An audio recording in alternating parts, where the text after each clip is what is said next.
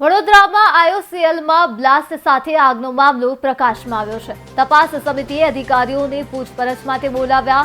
PI, મામલતદાર, નાયબ મામલતદાર અને તલાટીને બોલાવ્યા હતા। તમામને જવાબ આપવા માટે નોટિસ પાઠવવામાં આવી હતી।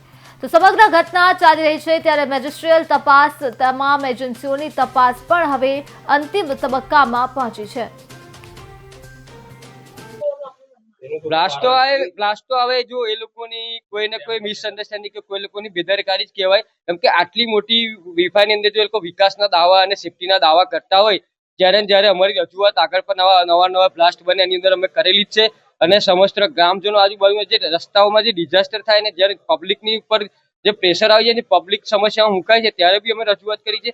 એને લઈને અત્યાર સુધી આ લોકો કોઈ નિવેડો લાયા નથી અને અગાઉ એને માટે અમે અગાઉ પણ રજૂઆત કરી, અત્યારે બી રજૂઆત કરીએ કે આ સમયે માંગણી અત્યારે એટલી જ છે કે આ જે મોટામાં મોટી હોનારત થઈ બરોબર છે, તો આજુબાજુની અંદર જે 18 મીટરના રસ્તા હોવા જોઈએ, જે ફાયર સ્ટેશન સ્થાપવા જોઈએ, 3-4 ગામડાઓની અંદર સ્થાપવા જોઈએ એ નહીં સ્થાપ્યા। અને આજુબાજુ આ લોકો ગ્રામને કવર કરીને મોટી રેલવે બનાવી દીધેલી છે।